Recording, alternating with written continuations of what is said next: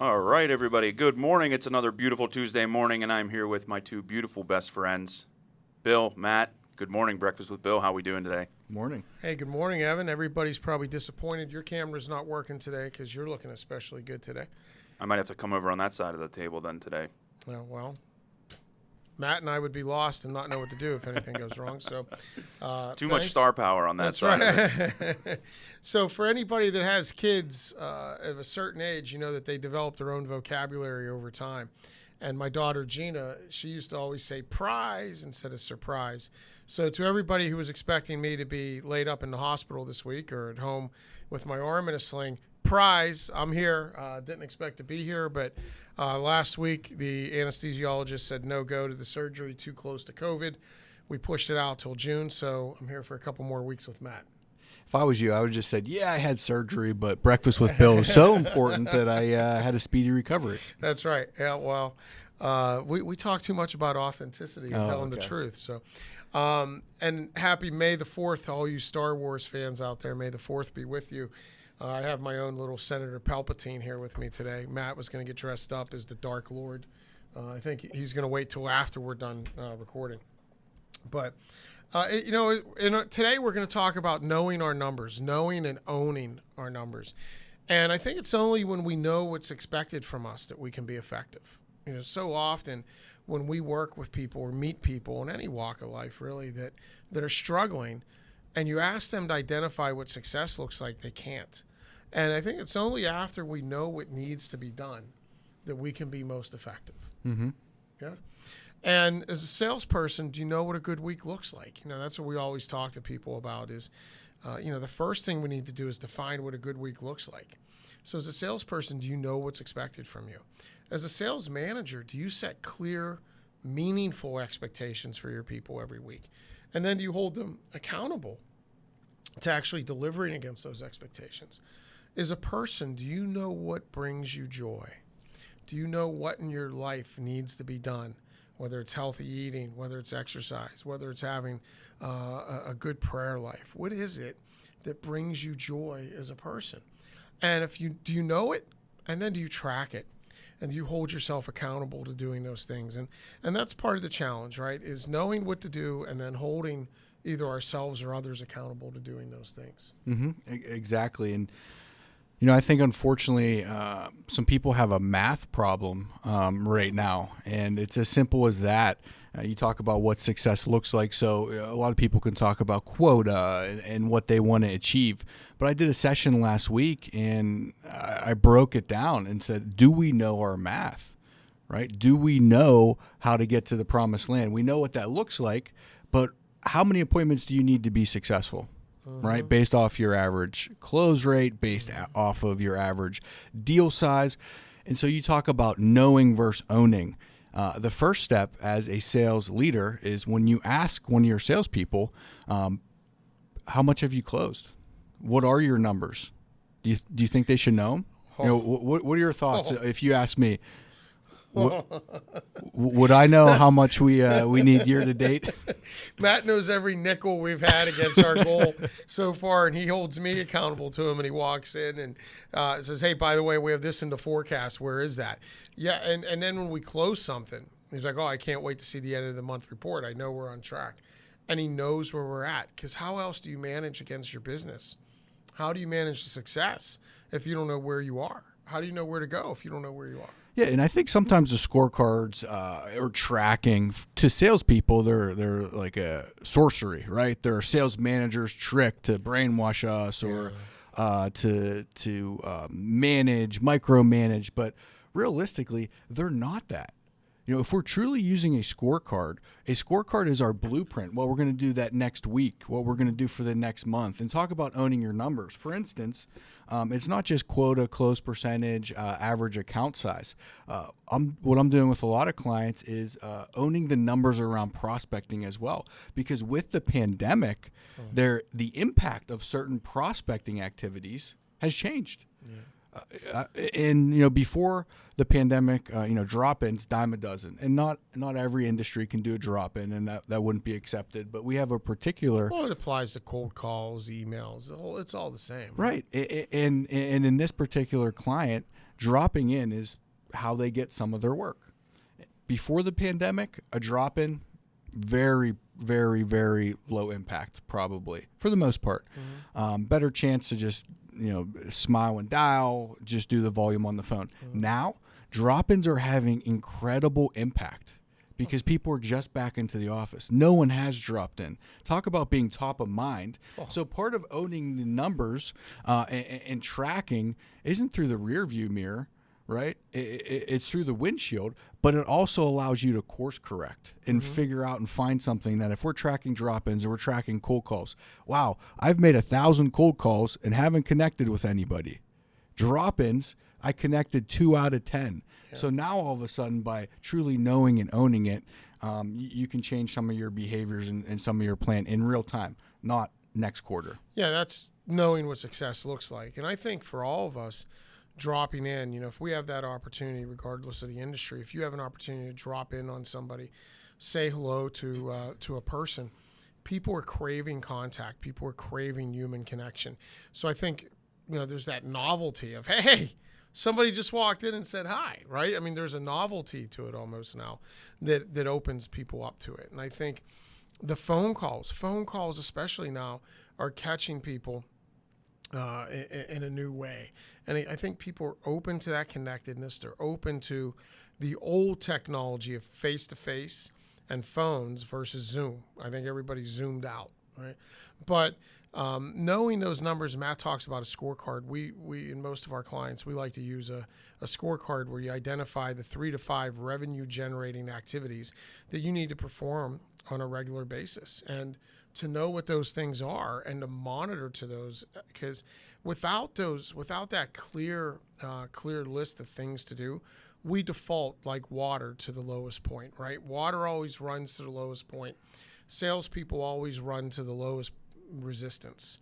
And what's the easiest thing for me to do to feel busy? And one of my favorite phrases comes from Matthew Kelly, where he says, "You can't get enough of the things you don't need." Right? Let that one sink in for a few minutes. You can't get enough of the things you don't need. And as a salesperson, what are the things I don't need, but yet I just use over and over and fooling myself into being effective or fooling myself into thinking I'm really doing what I need to do to be successful. I'll never forget when I was a young broker, I started my career at Merrill Lynch, and I had a regional vice president named Ralph DeSalvo. God bless Ralph. He was a great guy, great manager. He was intense. But I'll never forget Ralph walking by my cube one day when I was out in the bullpen, and it was like 9:30 in the morning, and I'm doing expenses because I was making nothing. You're a young broker. You live on poverty wages, and you're making nothing. I spent like $40 on a client dinner that was really important to me. I needed that $40 pretty bad. So I was inputting my expenses, and Ralph walked by, and he looked at me and said, "You doing your expenses?" I said, "Yeah." He said, "Come see me in my office." And I went into his office, and he said, "We do revenue-generating activities on revenue-generating time." And it was that first smack in the head that really made me realize, how am I fooling myself? Because putting expenses in, like I could have done that before 7 a.m. or after 9 p.m., but between 7 and 9, that's revenue-generating time. I got to be focused. So, and quickly talk about fooling ourselves. If we do know our numbers and we're expecting different results by doing the same thing. Well, it's insanity. Right? The definition. So another way that we can fool ourselves, even if we are prospecting or we are doing some of the right things, maybe we're not doing enough. And that's part of what... Or maybe we're doing the wrong things too, right? Yeah. And we need to be open as an individual to recognizing I'm not getting the impact here, and as a manager holding people accountable. Exactly. And so I think, especially when it comes to prospecting, I've talked a lot about this over the last year. There's an effort component and an effectiveness component, right? By setting those standards, which, we'll talk about in a minute, and sales managers or salespeople, don't be afraid to create a certain standard, a certain minimum that you're going to do from prospecting, the effort, right? The effort aspect of prospecting, because if we can't check that box, we're going to constantly be like this amoeba trying to figure out what's going on, right? But if we can check the effort box, then you can now look at the effectiveness, right? How can we be more effective in those touches that we're doing? And so, I'm a big believer, not only quota, not only sales wise, but having some prospecting standards, some prospecting minimums, because more oftentimes than not, we're not going to fall into not hitting quota. And if we're off, it's going to be pretty close, but we'll have data and a track record of, hey, I'm going to tweak this in the second quarter. I'm going to do a little bit of this, not, oh my goodness, we missed on Q1. What are we going to do Q2? Change everything. Let's start now. Or do the same thing and think our account sizes are going to magically double, triple. You have to be able to use the law of averages for your plan. Yeah, and I think Matt's talking about having some intelligent intentionality about what we do, thinking through what's going to make sense and being intentional about getting it done. And Matt mentioned the standard. Coach Mike Tomlin of the Pittsburgh Steelers, love him or hate him, he's got some great quotes. And one of the ones that I love of Coach Tomlin is actually hanging outside the locker room at Heinz Field. So when the Steelers walk through, this is the image they see. And it says, the standard is the standard. And that implies a lot, right? When you show up to work every day and that's what you're greeted with, the standard is the standard, then you know that no matter who's hurt, who we're playing the next week, what happens, whether it's snowing, raining, ice storm, sunny, hot, muddy, whatever, the standard is the standard. And right now we see a lot of organizations trying to understand what is the standard, right? Because they don't know if they should be at pre-pandemic or, pandemic obviously changed a lot of things for a lot of people. But what is the standard right now? If you don't know what the standard is, what are you going to hold people accountable to? And I think what we find is when there's no standard, we hold people accountable to anything. Mm-hmm. Right? Anything goes. Anything looks like success. That's or right. you fall trapped as sales managers saying, go do more. Go sell more. Yeah. More of what? Yeah, exactly. And so then it's this vicious cycle. So, the first step of the standard is the standard. What is the standard? So anyone right now that has salespeople that can't spit out, hey, this is quota. These are the activities that I need to do. Based off of Q1, this is how I have to adjust in Q2 if you didn't have success. And it's because the numbers, it's fluid. The numbers change. Yeah. And you see that we have a lot of salespeople right now being successful. There's the great ones have figured out how to be successful no matter what the times, right? They've gone out, they've had success during COVID, they've had success after COVID. And there's nothing more demotivating to a high-achieving individual than working alongside a low-achieving individual who has no consequences. Mm-hmm. So if you have people on your team that are achieving, that figured it out, right, that were either smart enough or have a high figure-it-out factor and worked hard or did whatever they had to do, that adjusted and are having success, and they're working alongside or seeing someone else inside the organization who hasn't, and there's no consequences for that individual that's failing or not achieving success again, that's very demotivating for the high achiever. And just as a sales leader, know that you own that. I'm not telling you have to change. Just know that you own it, right? So that if you're demotivating your high achievers by not holding your low achievers accountable, you own it. So what are you going to do with that, right? So as a sales leader, I think we need to remember what's another name for leader? Coach, right? And that's what we really are. So as sales leaders, we're really sales coaches. And, as we start thinking about getting back to those normal expectations, whether they were pre-pandemic or just an upward tick because we see things coming back and we need to start holding people more accountable to the standard, I think we need to remember what we need to do. We need to be reminded of what great coaches do.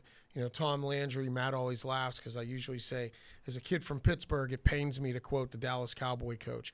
But Tom Landry used to like to say, a coach gets people to do the things they don't want to do so they can achieve the things they wish to achieve.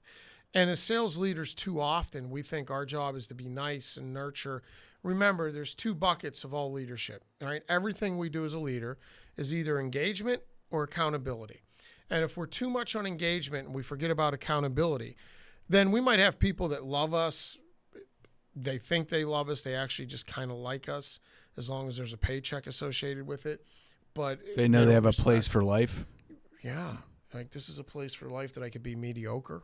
Mm-hmm. Right. I can hide. Yeah. I don't think they respect you, though.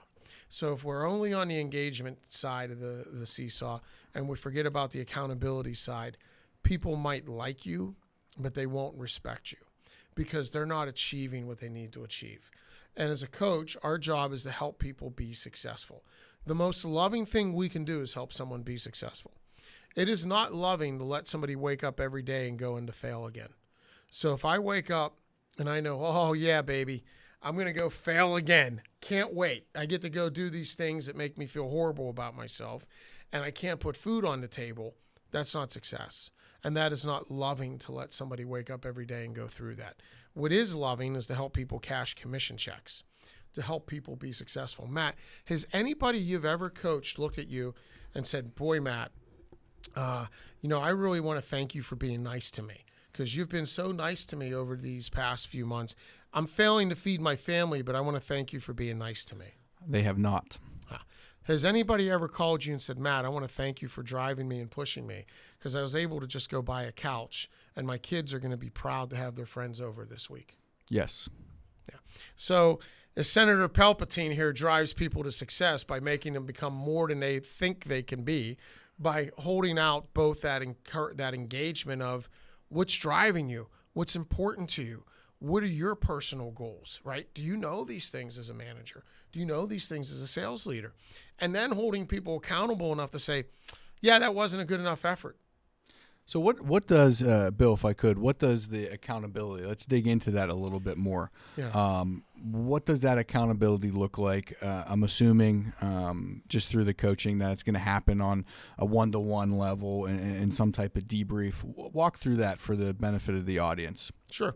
So I like to ask people when I'm, in a coaching situation with somebody that we're helping the team and managing salespeople, I like to we talk about scorecards, and a scorecard we're looking at that has what did I do this week? What were the things I achieved, my activity levels? What are my goals for next week? What lessons did I learn? And I like when I go through that to say to somebody, all right, if we fell short, let's just say somebody had to have 20 points of activity in a week and they end up with 12. I like to ask them, say, well, okay, what happened? We fell short. What happened? Because I want to learn, if Aunt Sally ended up having fall down the steps and you spent 2 days in the hospital, I need to know that. Mm-hmm. And I want to be able to dig in on how that's affecting you. But if it's just, I tried and didn't do it, and okay, that's a problem. So I want to know, do we have some real constraints, real reasons, or do we have somebody who's making excuses? So what happened? Simple question, by the way. The second thing is, what do you need from me? What do you need from me to make sure you can be successful next week? If somebody's telling you nothing and they come back and they're not successful next week, tells me I have somebody not really bought in. If somebody's telling me I really could use you listening to me on my calls, I'd really love for you to come spend a day with me in the field, I'd love that. Great. Then I have somebody who wants to get better, right? So I want to know what's going on. What do you need from me? Excuse me. The third one is, what would you expect from me if we miss again next week? Mm-hmm. And when you ask somebody that, you get some great insights. But what would you expect from me if we miss again next week? And somebody says, well, I don't know. I mean, we're in tough times and this is the pandemic and then I know I have somebody who's more worried about the excuse making than getting great. Mm-hmm. So, and not to continue down this path of negativity, but I think it is helpful, again, for the audience. So we go through that and still time after time after time. It's 6 something weeks else. in a row, somebody misses. What happens? What are the consequences? Because I do think there are sales leaders, managers, owners out there that are struggling. Well, is it COVID still? Is it this? I don't really have standards, but, maybe, but the person just isn't getting it done. What are consequences, or what happens then? So assuming you've done everything, assuming that you've laid out clear standards for what the performance should be, assuming that you've laid out the clear expectations, assuming you've given them the tools to monitor and measure, assuming that you've had good weekly one-to-ones with this individual, that you're setting them up for success, assuming that you continue to drive them down the right path and you can look in the mirror and say, I've done all that. Again, the most loving thing we can do for somebody is help them be successful. And sometimes it's not here. So you have to come to terms with the fact that you can't make someone successful. We only give them the structure to be successful. And if someone doesn't want to embrace that, then, let them go. Look, I've been fired before. In my 20s, I was fired from a job. It was very eye-opening for me, right? And sometimes letting people go is that motivation, is that kick they need to help them turn around if they're coasting. One of my best friends, his father made him go to a private boarding school as a senior in high school. And when he asked his father why, the only answer he got from him was, you're coasting. Like, to this day, that's all he's ever got is, you're coasting. So if you have somebody that's coasting, and no matter what pressure you put on them, no matter what string you pull to motivate, to hold accountable, if they still want to coast, okay, well, help them find success somewhere else. Sometimes it comes down to that. And, I think that a lot of people with good hearts right now are fearful of, I don't want to let somebody go during these tough times, or I don't want to let somebody go during this time of chaos. I get it. It's horrible. It's horrible. If you're a leader with a heart, there's nothing more difficult than letting someone go during tough times. But you also owe it to those who are performing to have the standards. You owe it to the individual who's failing themselves to go find success somewhere else. So I think just in recap, you need to know your standards, right? Start there. What are your standards from a success aspect as quota? But don't be afraid with prospecting standards. Make them impactful. We love the thought of advanced conversations, right? We don't necessarily need to be a widget counter. We can go to that level and that degree if we need to. But how many advanced conversations do you need? Connecting with someone and moving a sales cycle forward to have success or to lead to an appointment. So don't be afraid there as well. We didn't talk about it, but everything that we just did encapsulates. You endorse what you tolerate. As a leader, you endorse what you tolerate. So you can say one thing, right, with people that aren't achieving and in front of the group, but if they're still there, if nothing's happening, if the conversation's still the same, you might be demotivating your high performers. And then finally, for salespeople, there's a difference between knowing and owning. I thought that was powerful, and that kind of snuck in there at the beginning. We can all look at a report and know our numbers, right? But what is owning our numbers? Owning our numbers, scorecard or percentages, that's really the blueprint. We're able to spit them out. We're able to know where we want to be and know what success looks like, so we can course correct if necessary. They're fluid. It's live. So don't just know them, own them. They're very important for success. Yeah, and as Matt said, if you're a sales leader, if you're a business owner, and you come up to somebody and say, hey, where are you for the month? And they go, oh, tells you a little bit about how bought in they are and how focused they are on getting to success. So great recap by Matt. I totally agree with that. One thing I would add is personally know what brings you joy. Personally know, what do you want to achieve this week? What's important to you in your relationships? What's important to you from a personal perspective of who you want to grow and who you want to become, who you ultimately want to be. Know those things as well, because if we have accidental living, we never get to our end, right? We want to live with intentionality, not live an accidental life. So thank you all for tuning in. Great being with you as always. We have a question that we're going to answer. Yeah. So we actually got a question in this week. We knew we didn't have time to get into the show. Evan, you want to share that question with Absolutely. The question here is, hi, Bill and Matt. I'm a newer salesperson in the IT staffing space, and I just can't seem to get comfortable making cold calls. What should I do? So we knew we were going to be running long today with our content. We're going to answer that question immediately after the show. We're going to film our answer. We will post that to our LinkedIn page, and then we're also going to share that answer out via our mailing list. So if you're not on our mailing list and you don't get notes from us with any type of regularity, and you'd like to get these type of videos, these specific answers to questions that come in, and every once in a while a little social video we do that pops out, please send a quick email to Evan at Tellerico Group. That is Evan, EVAN, at TellericoGroup.com. And we'll get you on our mailing list and make sure you get these videos, these other little informational videos as they're ready. And then you also can submit questions to us through that link, through that email for future shows. So thanks for that, Matt. Appreciate your reminders. And thank you all for being with us. Have a great week. God bless you. We'll see you soon.